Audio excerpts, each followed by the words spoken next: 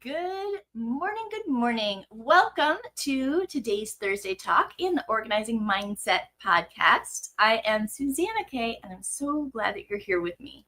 As you hop on, let me know who you are, where you're joining me from in the comments. And also, I asked you a question. Over in the comments, I asked you to tell me, are you more of a perfectionist or are you more of a beautiful disaster? Or somewhere in between. I would love to find that out as we talk about today's topic, perfectly imperfect, how embracing your imperfection can transform your organizing. Hopefully you are having a great day and you're ready to become a little less perfect and a little more cool, calm, and in control. That's the goal, right? Cool, calm, and in control. So like I mentioned, as you hop on, let me know who you are, where you're coming from, and are you a perfectionist or more of a beautiful disaster? So today we are talking about perfectly imperfect, how embracing that imperfection can actually transform your home, transform your papers, your information, and make it actually so much better than if you were trying to make it perfect. Believe it or not. It's actually true.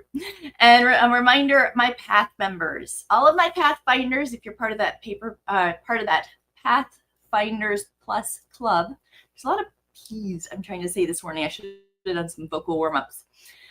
The Pathfinders Plus club, then we are meeting today at noon, so in about an hour for our weekly check-in and Pathfinder Thursday talk. So make sure that you are ready to join me for that. If you're not already a Pathfinder, then you can become one. Join the Pathfinders Plus Club over at susannakay.com and head on over to the store, and we would love to have you join us. All right, well, while you're answering that question, are you more of a perfectionist or more of a beautiful disaster or somewhere in between? I would love to talk about what is a perfectionist. So when we say a perfectionist, probably a lot of different images come up for various people. It depends on your experiences, whether these are positive images, negative images, all the associations that we have with it. But basically, when we're talking about a perfectionist in this sense, we're talking about the person who really wants everything to be in one specific way, usually their way that they like to have it, and having anything out of that perfectly contained system or method is going to stress them out. And a lot of times those perfectionists, it can get in their way because trying to make sure that everything is perfect along the way a lot of times adds a lot of extra steps or extra stress or extra time. And it makes it difficult for people to help them as well. And often it can lead to over-organizing, especially when it comes to your papers. So that's the basics of why we're talking about a perfectionist today. What is a perfectionist? It's basically just somebody who wants everything that they do or that surrounds them that has to do with how they identify themselves to be quote unquote perfect. Now, yes, even the perfectionists know there's no such thing as perfect. And usually they feel very imperfect in a lot of ways. But outwardly, they might look like they have it all together. Inward, though, there's a lot of things that a lot of times our perfectionists feel are not as perfect as they want. And they feel like they are failing anyway. So I would love, if you are a perfectionist, I would love to take that burden off of your shoulders so you don't feel like you're always scrambling to try to make everything perfect and keep it all together and be in control of the things or give up. Sometimes there's just so much, if it can't be perfect, we just give up before we even start because what's the point if it can't be perfect, right? And for my beautiful disasters, this can also give you permission to not be perfect. A lot of times our beautiful disasters, you embrace the dumpster fire of life and the imperfection, the messiness, as well. I'm never going to be able to keep up with the all these people who have these perfect looks and perfect things going on and have it all in control. That's just not me. So I've kind of given up on making it any better as well. So our goal is not actually perfect or beautiful disaster. Our goal is in the middle, that beautiful middle ground, that perfectly imperfect, right? We don't want to be a dumpster fire. We want to be beautifully, perfectly imperfect. So let's see if we can all get towards the middle as much as possible, myself included. This is a lifelong quest. It's never just easy, right? So let's see in the comments, are you perfectionist or more of a beautiful disaster or somewhere in between?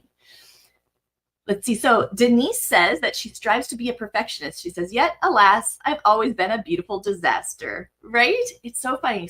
A lot of times you're actually both, right? You're a beautiful disaster because you want things to be perfect and it just doesn't happen. I love that, Denise. Oh, Sue says, I'm a frustrated perfectionist. You were in the right place. I believe that, there's a club for that. That's the Pathfinders Plus Club. You're in the right place. Hello, lovely Marie. She says, blessings with love. Hello, Lee. Welcome.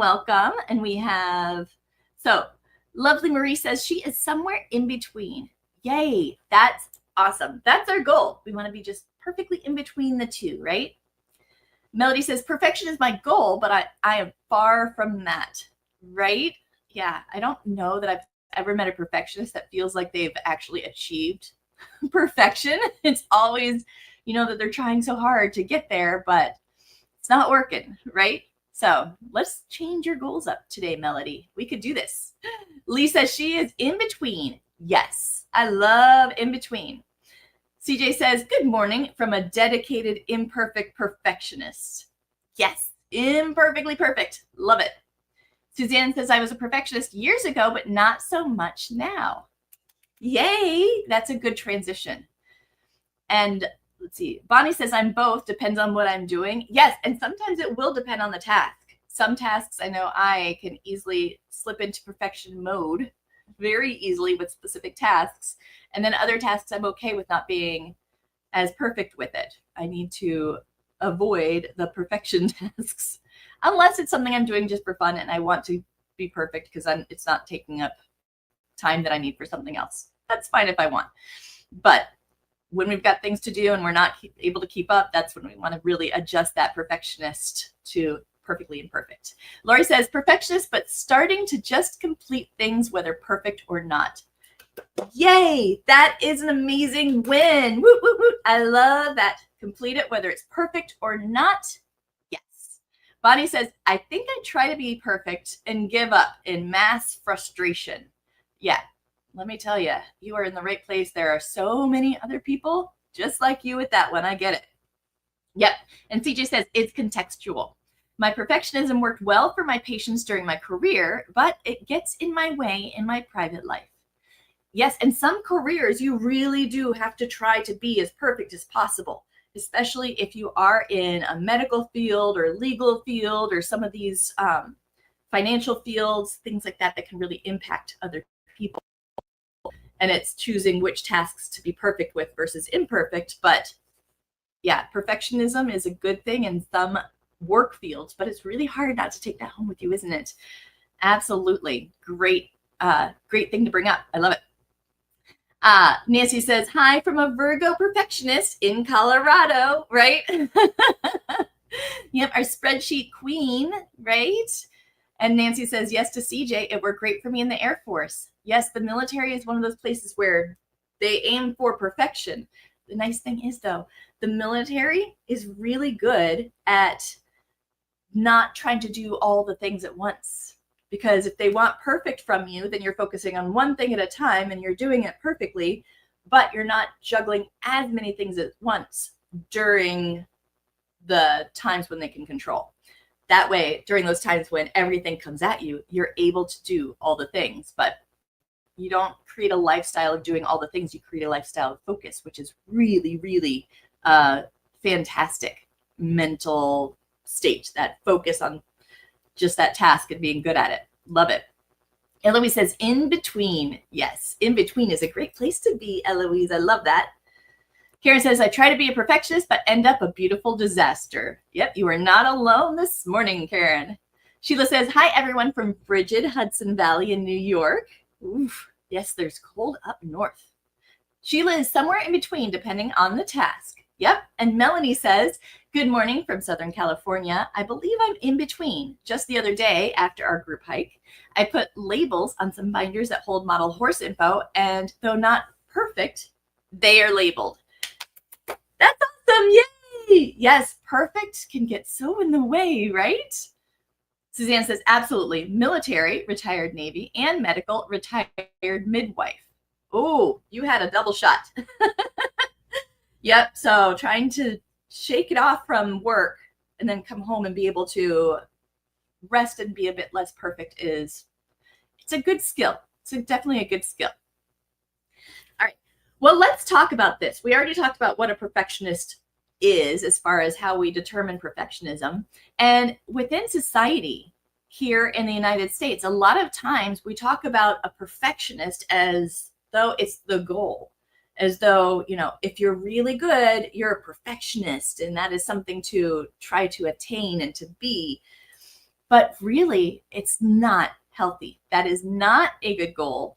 That is actually the people who are the most successful in the world, while they talk about their perfectionism, there is a lot going on behind the scenes. They are very much imperfect, and they have either had to get a lot of help, a whole lot of help, in order to maintain the rigid structures that they claim to have, or they're really practicing that perfectly imperfect, where the results that need to be perfect are, but they can pick and choose what they're being perfect with.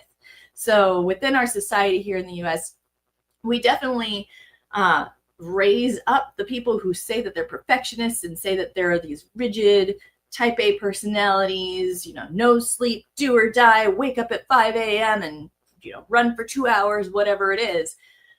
But it's not practical. So that's not the way that they actually succeed. How they actually succeed is actually in the middle. In the middle is where the success resides, and in the middle is where happiness is. There's no happiness with complete dumpster fire, and there's no happiness with an absolute perfection. It's just a lot of stress, frustration, disappointment, fear, all of that are on those ends. So in that whole spectrum, we want to be somewhere in that middle, right? And where we're at throughout our lives will shift, even each day or each hour. We're going to shift as far as where we're at, but we want to try to avoid those extremes. So the problem with perfectionism, why is it such a problem? Well, as you've already heard in the comments, right? Perfectionism a lot of times can equal beautiful disaster. It can equal procrastination, because if you are trying so hard for everything to be perfect, then what happens when life blows up all around you and it's chaotic, or you're dealing with something that is taking much more of your mental energy, which we know is limited? What happens then? Well, now we don't have the time and the energy for all of these systems that we've set up and that on a good day we can maintain perfectly. But right now is not a good day. So then it all falls apart, right? And then the attitude in our brain is, well, if it can't be perfect, then why do it at all? Or I can't do that right now because I can't do it all the way through to the end, right? Perfectionism includes trying to make sure that you start a project and do it all the way through the end before you do anything else, which that makes it extremely hard to get other things done, because that's not how life works, right? We don't have that much time to just be able to block off large chunks of time. And sometimes some projects we can't complete right then. We have information that we need to get.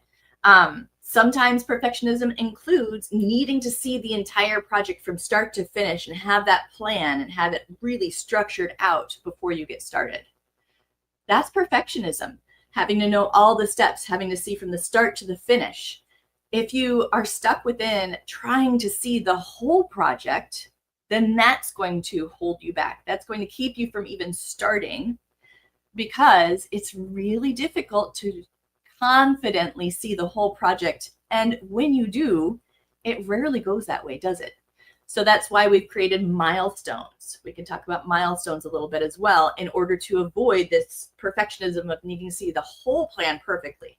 You can have an idea of the plan. You should probably know what you're going for, but you don't necessarily need all the steps before you start. You don't need to be able to sit down and finish it all in one sitting, or only work on that type of thing.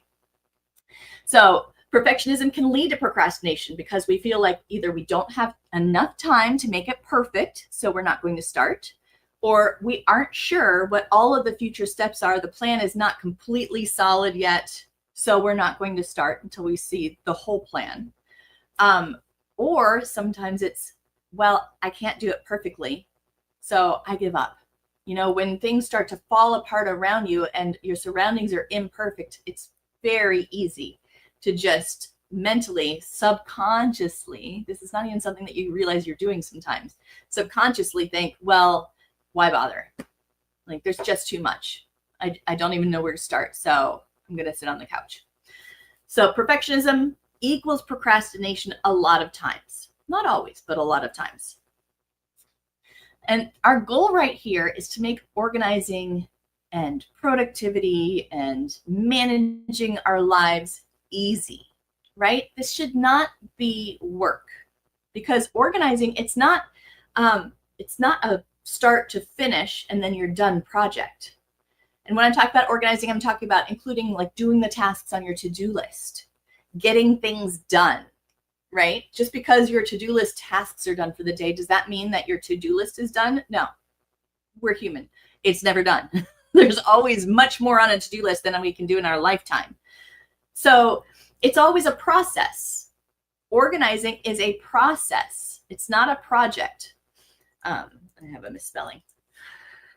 Yes, there's me being perfect, but it was way off. You would have wondered what I was talking about. So organizing is a process, not a project. Our to-do list is a process, not a project. Everything that we're working on, even though it might have our final goal, the reality is over our lifetime, we'll probably have to adjust it a number of times. Nothing stays the way it is all the time, right? It looks like the internet is being super wonky today. Hopefully, let me know if I'm freezing up or anything like that. Not that I can do anything about it, but let me know.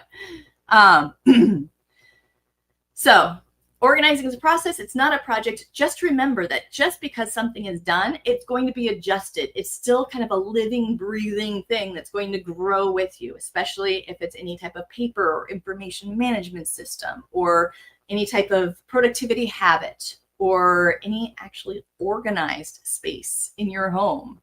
Once it's organized, that does not mean it's good, it's done forever. It's going to change. So just because you're quote unquote finished for now, it does not have to be perfect, because it will change again. So Melanie talking about her labels on her binders. It is amazing that they're not quite perfect. You know why? Because probably in a couple of years, you'll decide, okay, well now I don't want them in those binders, or I just want them in one binder, or you'll adjust and you'll change, right? That's just how life goes. So if you're enjoying this so far, then do me a favor, click the heart, click the like, comment, let me know if you're enjoying this, let me know what resonates with you and if it's helpful. That always helps me out. And definitely please share this. Share this with people so more people can find our Thursday talks, and that just helps me grow these Thursday talks so much more. Let's go over the comments before we talk about, okay, well now we know what not to do, what perfectionism is. Now we know why we should not try to be perfect. Now what? What's the next step? How do we deal with that? So before we hop over to the next section, which is the perfectly imperfect mindset, I want to hop over to the comments. Let's see. So Denise says, North Carolina is covered in cold white stuff. She says the Midwest and Northern family needs to take it back now. not into the snow right now, huh? Yeah. Woo, it's a cold winter for a lot of you. Hello, Karen from snowy Virginia, and good morning, Rosella from New York City. So Joyce says, and those of you who are just joining, I asked you in the comments to let me know, are you more of a perfectionist or are you more beautiful disaster? Are you somewhere in between? Are you perfectly perfect? Are you beautiful disaster? Or are you in between? So Joyce says, I'm definitely a perfectionist. I take too much time on stuff. Also, she's from Virginia too, just like Karen is. Good morning, Brana from San Diego. She says, my mom was a perfectionist. I am an ongoing disaster, although sometimes my hidden perfectionism decides to show itself, right? Yeah, that perfectionist inside of you might be battling to get out. There's just not enough time or energy, right? CJ says, the internal critic shouts, I can't get started because I might make a mistake or do it wrong, or someone will notice or criticize it. I think that you and I have the same person in our heads. That is a perfect example of what the perfectionist brain is telling us, right? So I love that. Keep that in mind because I'm going to try to come back to that in the next section too. Beautiful thing to point out. Priscilla says, I struggle with perfection and organization, even loading the dishwasher or hanging laundry efficiently. If I want help, I have to let it go and ignore the results with gratitude. So true and so hard, right? But it's absolutely true. Lori says, you are totally describing where I am right now. I have so many unfinished projects and running into roadblocks that hold me back, or I've made them so complicated I can't remember what needs to be done. Yes. You are not alone. So many of us feel this way. And I know that this is something that you've been struggling with. I feel like you're just like on that edge of like this massive new step and growth. You're like right there, right? Because you've identified the problem. Now your brain is starting to go, okay, well, let's figure out how to fix this. And when you do, like that's a huge leap that you're about to take. And I'm so excited for you. But absolutely, those unfinished projects, the roadblocks that hold you back, overcomplicating things, that perfectionist brain has made things so much more difficult for you because a lot of times as a perfectionist, especially, we create rules in our head that don't actually exist, such as if I start a project, I need to see it through all the way to the end. I can't break things down into small steps because I need to just focus on this for the whole time.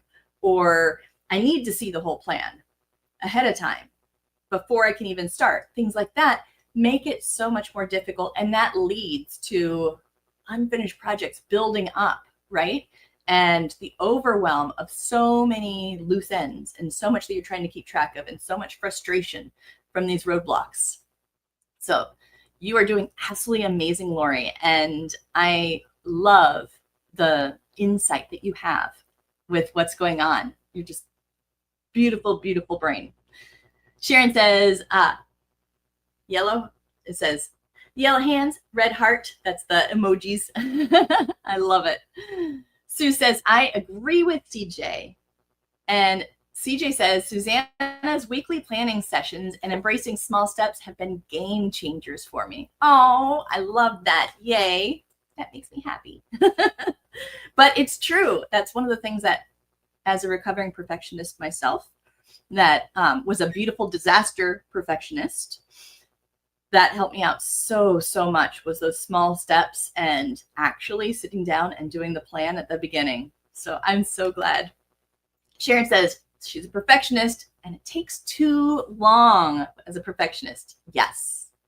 Priscilla says, for me, perfection causes procrastination for sure. Yeah. So you guys, you are not alone, right?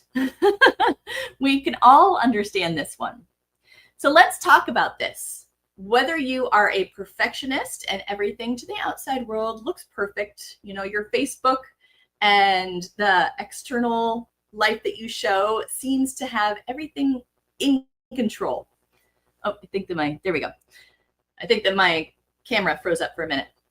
But the perfectionist part and everything seems to be perfect to people on the outside, but you know that under the water, your little legs are paddling like crazy, trying to swim as this beautiful swan on the lake.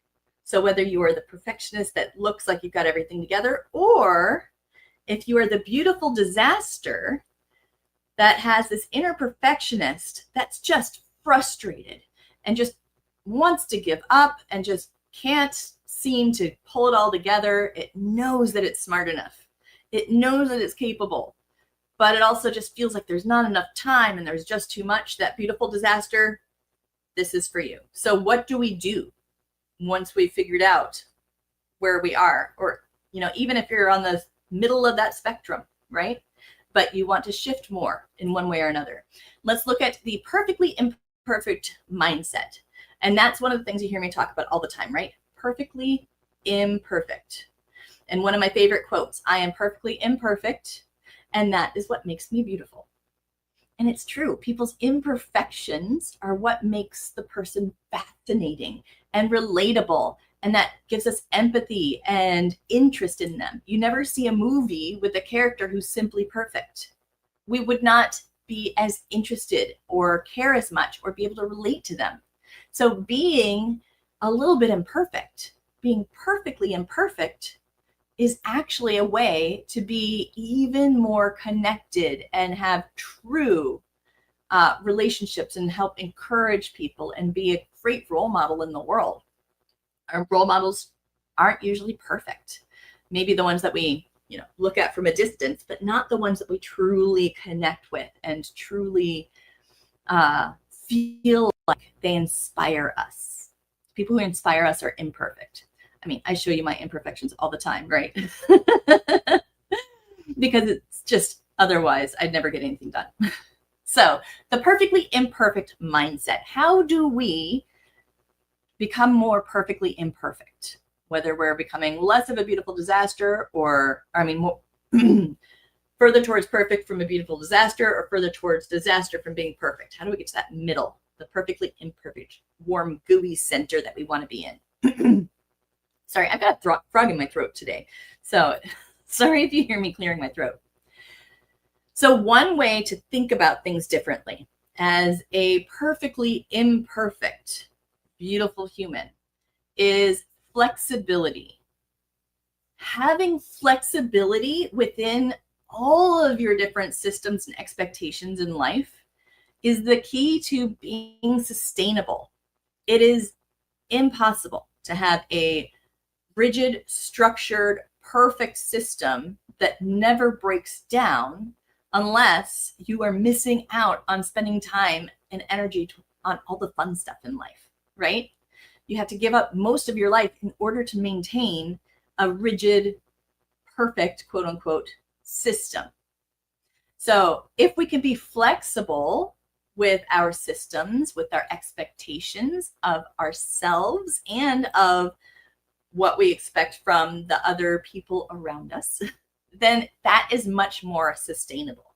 So what does flexibility look like? Flexibility looks like, and this was one of my most difficult things that I did not learn until my 40s or 30s with my husband. If I want help doing the dishes, if I want him to load the dishwasher, then I need to let him load the dishwasher however he sees fit, even if it's not my way, which of course is the most intelligent and efficient way possible because my brain has already analyzed the entire dishwasher and can understand exactly where the water is going to flow and what was going to bang against each other and what's going to be the easiest to unload. But none of that matters. It does not matter if the dishwasher can't hold as much stuff because it's not loaded my way. Does not matter if it's not as efficient, if it's not as good looking, if it's not as easy to unload, whatever. The fact is, I'm not doing it. So that is the most efficient way that I can load the dishwasher, is not do it myself. Somebody else do it. And I have to let go, like truly let go, not stand there with a judgy look or moan and groan as I'm unloading it, but I have to truly let go and let my husband or my stepdaughter, let them load it in the way that works for them, right? So that's a perfect example of flexibility within your surroundings and within the people that are near you, right? The people who can help you. Flexibility is also important within projects, right? If we're working on tasks, or if we're working on a project, trying to get a larger task or project done, then if we have this rigid plan of how we think it's supposed to go, what happens when it won't work that way? What happens when that unforeseen complication comes up and you hit, like Lori called it, that roadblock? Well, then how much frustration comes up then? How much mental energy do we spend on focusing on that roadblock and on the fact that it's there before we can relax and see the way around it, or see how we can get through it, or see how we can remove it? So when we are inflexible with our tasks, with how we think they should be done, or when we think they should be done, then that means that we cannot see opportunities and we cannot adjust quickly, right? If you were driving a car, I would not want to be in a car with you if you had a specific plan of exactly how you were going to get somewhere and you were not willing to change. Because that would mean that when you're on the highway, you've chosen your lane, but there's somebody really slow in the lane in front of you, and you cannot see that there's two other open lanes because you're so focused on the fact that you've chosen this lane and somebody's in front of you. So you aren't even looking at the lanes next to you that are open, right? So you're driving really slow behind them because this is the lane that you decided on, instead of looking for other opportunities. Or what if there's a roadblock? Then if this is an analogy for your project, then a lot of times you get to that roadblock and you sit there and you wait and you wait and you get frustrated, and you're not fun to be next to because you're so frustrated about this roadblock. And now your brain is stressed out because it's thinking about the other things that you had planned that you have to do right after this, but you're stuck at this roadblock. That's not a fun feeling, right? Versus if we can have some flexibility, right? Maybe your plan is not a rock solid plan. This is exactly how it goes.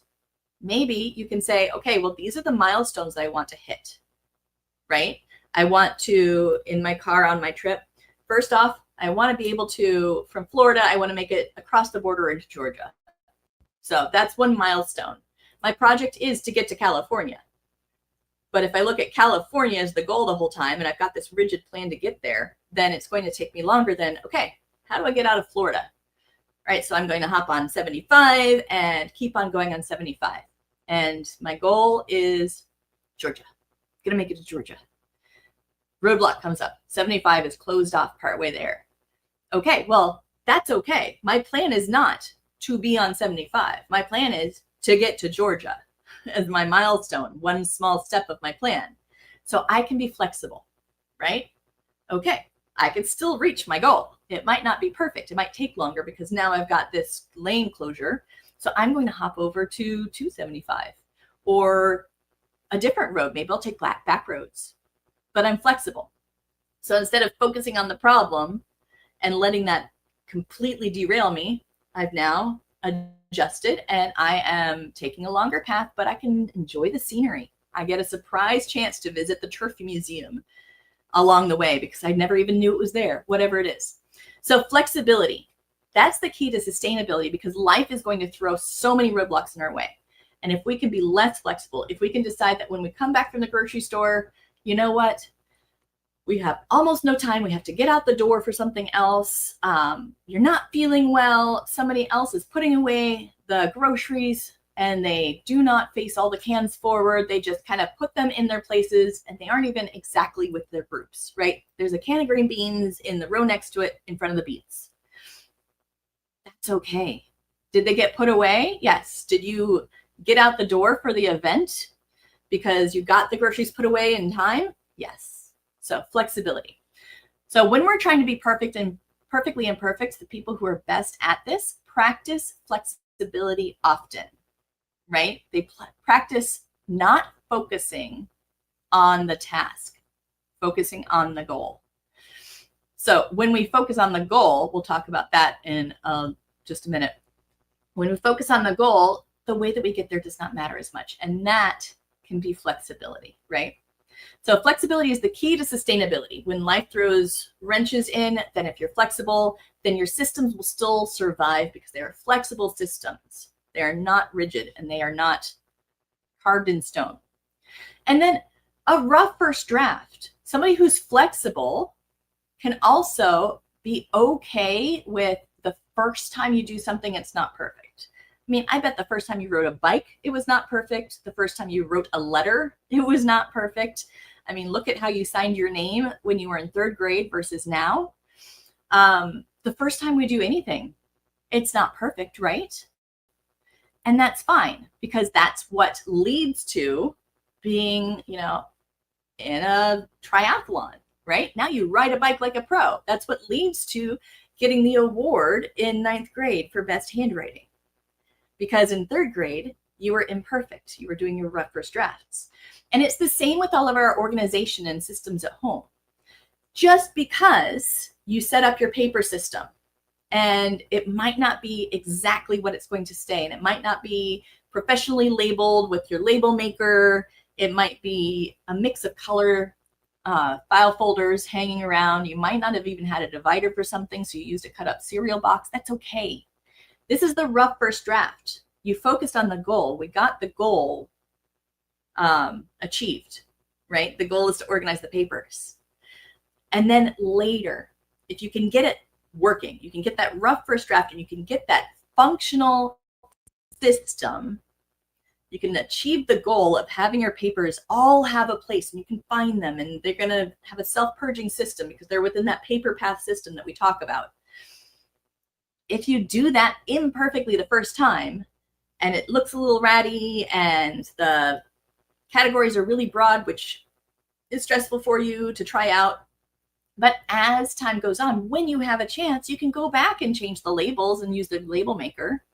You can go back and change out the divider and get one from the store that looks better than the cereal box you cut up. It's okay. Nothing's ever final, right? It's just your rough first draft. Just like you would never write a book from cover to cover and not have any changes, right? They're always completely different from how they started. So a functional system beats a perfect looking system. Functional means our goal. What function does it need to fulfill? If we met our goal, which is to achieve X, to achieve a place for all of my papers where I can find them again and they're safe. It's so much better than look at how beautiful the system is. It's not done yet. It's only partway done, so I have not put any papers in it yet.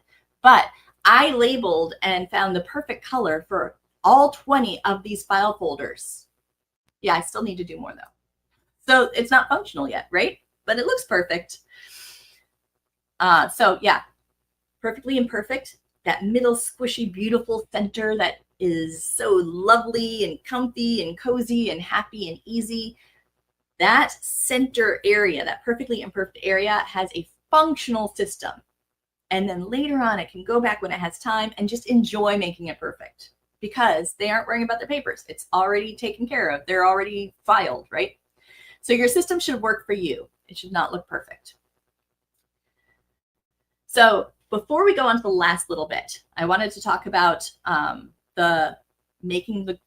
focusing on the goal versus the task, right? And the result of a perfect goal. But before we do that, tell me in the chat. I want you, and I'm going to do this to you sometimes now. I want you to think deeper. Deep dive into why. Why are you either a perfectionist, or why are you a beautiful disaster? What are 5 reasons? And I give you 5 because your first few are going to be kind of like throwaways. They're going to be the kind of obvious overall, but the more reasons, you can do more than 5, and the more reasons you can write down, the more you'll get to the core of what's really going on. But what are 5 reasons that you strive for perfect? What are 5 reasons if you're not a perfectionist? What are 5 reasons that you don't strive for perfect? right? Because that can actually reveal maybe perfectionism that's not achievable working in your life. But write down, either now or later, grab a notebook. I'm going to do this to you sometimes. Grab a notebook and start writing down what are 5 reasons that you strive for either perfect or that you don't strive for perfect, and you're a beautiful disaster. And that's going to help you start to think about what your beliefs are. We want to uncover our beliefs about perfectionism. How is it protecting you? How do you think that it's benefiting you? So get curious. Really quickly in the comments, we have Lori says, I have that quote, I am perfectly imperfect. Beautiful. That's what makes me beautiful. On my bulletin board in front of me now. Oh, yay. Yes, that's one of the quotes that I gave away as part of the Paper Path course when you finish Milestone. So it's a printable quote. That's a printable quote that I added into the Paper Path course. So fantastic. I'm going to try to switch my internet thing really quickly. See if maybe this helps. Maybe that'll help. We will see. My internet's being wonky today. So I love that. I love that you have that, Lori. Lori says, being able to be amongst all the others in this group who are perfectly imperfect is what I love about this group. Yes, in our Pathfinders and in Susanna K organizing, we celebrate imperfection, right? We love the imperfect part of each other, no matter how imperfect it is. So I love that. Sharon says, I let our health aide load the dishwasher the other day and I had to toss a chipped plate. Yes, and there are times where you might know something that they don't, right? You might know that, oh, well, if you put the wine glass really close to that plate, then it's going to hit it and break the stem. Or, if, she might know maybe these plates are kind of thin and delicate. So just make sure when you're loading the dishwasher that you don't hit it against the other plates, things like that. And it's absolutely fine if there's actually a problem to offer a suggestion. So sometimes that happens though, one chipped plate over having to load the dishwasher yourself all the time, still better, right? You can replace one plate more than you can ever replace the time that gives you. And now you have a chance to just say, next time, this plate got chipped, next time could you, and then just offer an adjustment because she's being perfectly imperfect too. And she just needs a little bit of guidance to get her towards the warm, gushy part of perfectly imperfect, right? But I'm glad that you gave her the opportunity and let go of that control enough to let her load the dishwasher, because you and your mental health and your time are so much more important than loading a dishwasher or a plate. You are absolutely irreplaceable.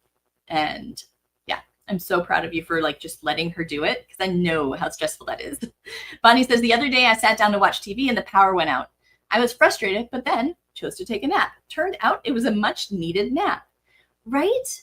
When we aren't focusing on the problem, we find solutions that are so much better. If you've not already read my story about my wedding, where basically everything that could go wrong did go wrong. The best man didn't show up with the rings, that 3 storms converged on each other, and we were having an outdoor wedding, so we had to hide under a bridge to get married. Everything went wrong, and I wouldn't change a thing. It was absolutely perfect, and I never would have asked for any one of those things to happen, but I would never, ever want anything to have changed. I loved it. So the more we can let go of perfect and let go of how something is supposed to be, the more we can see the blessings in it. Like Bonnie, seeing that, you know what? I just had a much needed nap. Turns out that's what I needed after all. And I love that you were aware enough to be able to let go of the power problem. Melanie says, her 5 reasons that she's a perfectionist. She says, well, possibly my parents were insistent that I strive for perfectionism and not allowing me to be perfectly imperfect.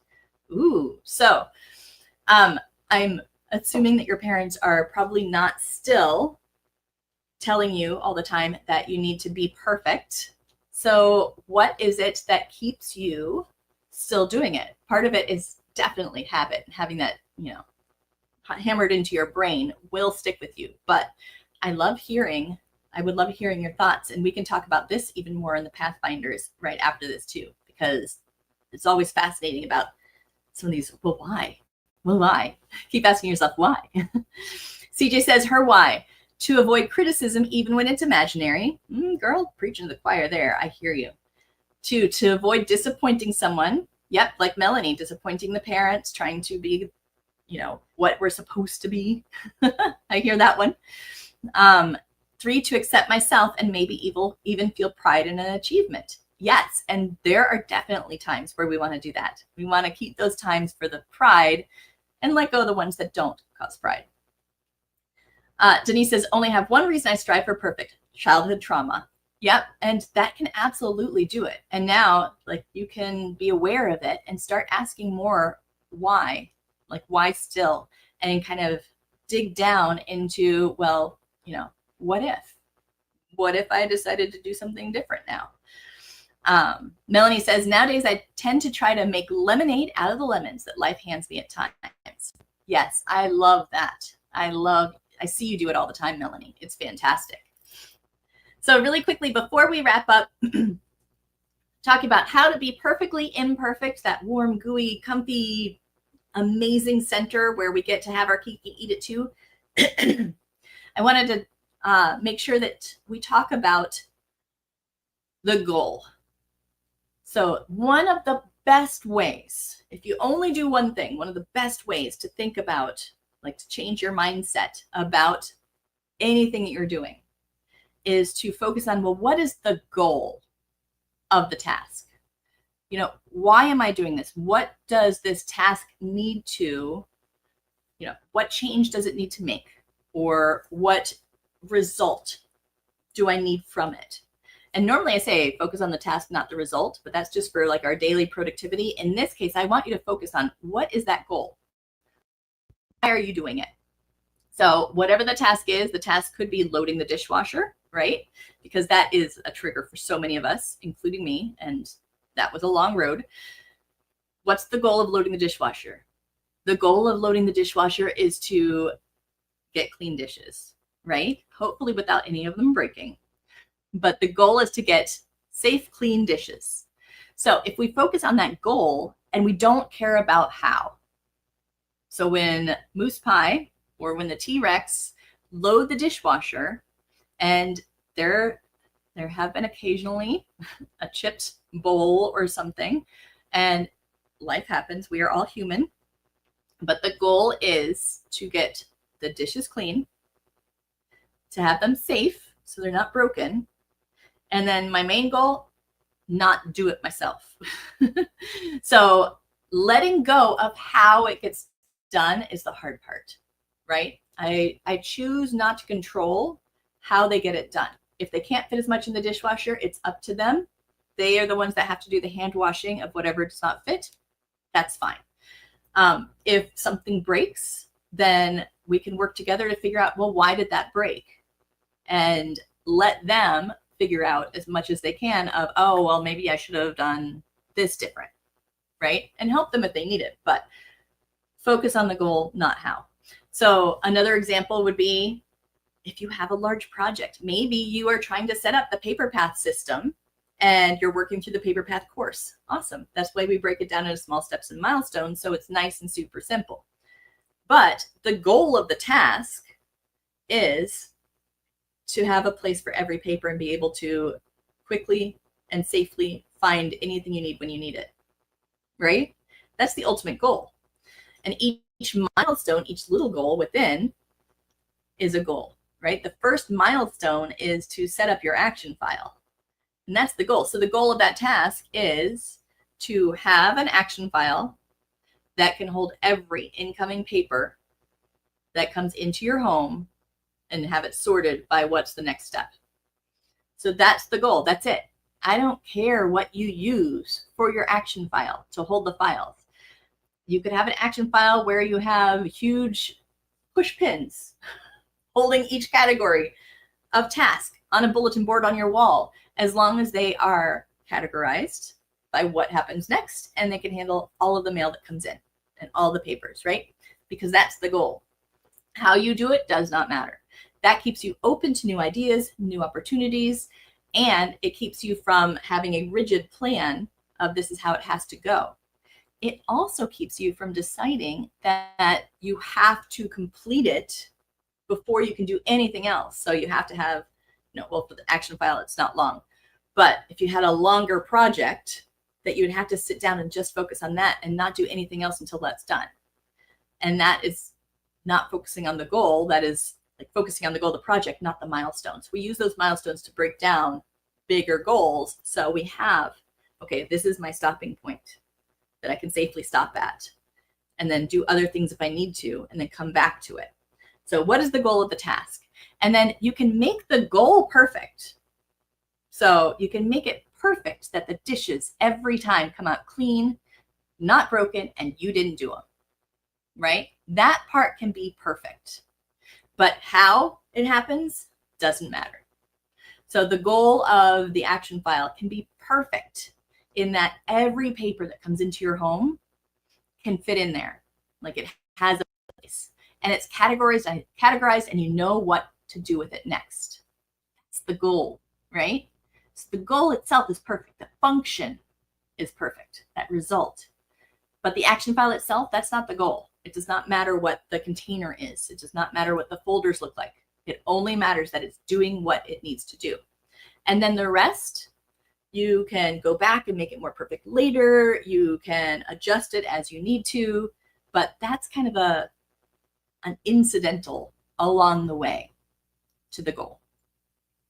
So the result of a perfect goal is a task that fulfills the requirements without all that wasted energy and time, right?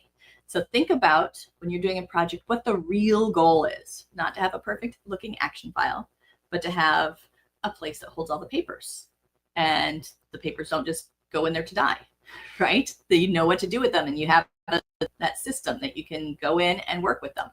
So what is the goal of your project? And that you want to be perfect. You want it to fulfill what it needs to do. So that is it though. Let's do a quick recap of what we talked about, because I know that this is a big topic as far as it's a really important topic. And this is one that you hear me talk about occasionally. So we talked about what is a perfectionist. This is somebody who, when we are trying to do something, so every part of it is perfect. And usually it's a more rigid system. Usually there are a lot of self-imposed rules about it. And we're not really focusing on that goal as much as we are focusing on the how we get to it and the looks of it and things like that, right? So perfectionist, one version of a perfectionist is everything looks perfect on the outside, but usually inside you're overwhelmed, things are not as perfect as you want, and there's a lot of stress that's involved. Another version of a perfectionist is a beautiful disaster, where you want to be perfect, but everything is falling apart so much you just can't seem to keep up with it all. You want to get all these things done and you try to do them perfectly, but there's not enough time, there's not enough energy, there's not enough space, there's not enough whatever. Then the problem with perfectionism a lot of times equals procrastination. If you're a beautiful disaster perfectionist, then if I can't make it perfect, then I'm just not going to do it at all, or I'm going to put it off because I really want it to be perfect and I'm not in the mood now.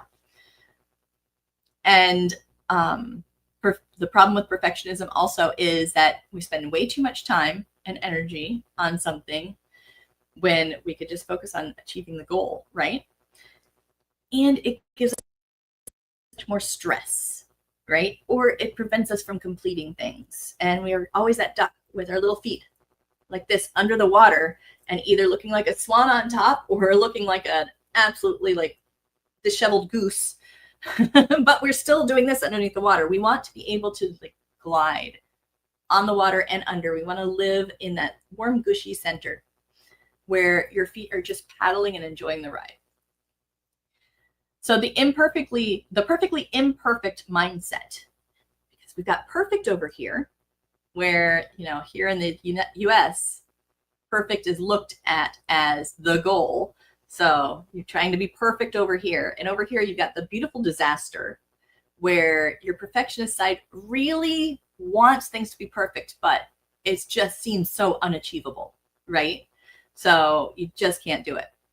But then in the middle, that's where I am right now, right? That's where we all want to be, because these two are stressful. These two are flippers are flapping and we're not getting all the things done and we're not enjoying our lives as much. But in this warm, gushy, beautiful, comfortable, easy middle is where we want to be. And the more middle you are, the better. But we want that center. And the key to that center, flexibility, right? Not being rigid in how we do things or what we do or the systems that we create. Rough first draft, completing that goal, making sure that the goal is perfect, not anything else, not the end looks, not the end, the way that we get there, not overcomplicating it. So it's so much more massive than it needs to be. We just want a rough first draft to start with. That's why it's a first draft, because you can go back and make it look beautiful later. But we want it to function first. So the rough first draft is getting the function working first, because a functional system that meets the goal beats a perfect looking one. And then just remember, less effort equals more ease. So to be perfectly imperfect, you want that rough first draft, and you want to figure out what is the actual goal of this task. What does it need to actually do? And make the goal perfect. Not the entire project, make the goal perfect. Make it hold papers that come into your home like nothing else has ever held papers before. And it does an amazing job of holding papers, and it does an amazing job of categorizing them, and it does an amazing job of telling you what needs to happen next. It's perfect. Does not matter how it looks yet. Rough first draft, the goal is perfect.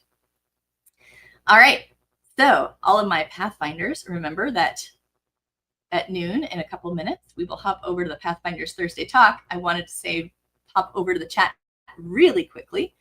Nancy says, I think one of my reasons is I don't want to have to redo it later. And that's the thing. Don't think about it as a redo, because you're not redoing it. The goal has been met. It's functional. Now you're just doing like touch-ups or upgrades. You can upgrade it later, right? You're not redoing it though, because redo would be starting from scratch, starting over. And that's never fun. But yeah, you can upgrade it later. You can fine tune it later. You can add glitter and pixie dust later, but do the rough first draft now. Yeah. Yeah, Sharon says, I don't know why I strive for perfect. That's okay. You might not know right this moment. Let it roll around in your head a bit this week, and maybe it'll come to you. But that's always a thing. As you're going for perfect, think about why. Why am I still working on this? Why do I feel like it needs to have that part done? And that it's the beginning of getting curious. Getting curious is the key. CJ says, yep, and we all were with this, CJ, right? Nancy, I was taught that if you do it right the first time, you don't have to do it again later. I'm learning that second round is actually a blessing, right? It is such a blessing. Sue says, echoing CJ, validate my worth, live up to the image others have of me, and the yes, but mentality, right? Those are very good ones, like common reasons why. Rosella loves the quote, perfectly imperfect. She says, I'll keep it visible as a reminder that I can achieve my goals for decluttering. Don't know when it happened exactly, but perhaps certain life traumas triggered it. Yet there's always something in life that seems to have like taught us somehow that perfect is the way, and we just need to unteach us. Oh, Sharon says, am I still a Pathfinder? I was hacked and there was an issue with my credit card that I tried to fix. I believe so. I will double check in the system, but I remember that whole discussion, and I believe that it's all fixed and that you still have your access and all of that. But after the Pathfinders Thursday talk today, because I have to hop right over to it right now, then I can hop in and check that. I will make a note because I am perfectly imperfect and I will not remember if I don't write it down.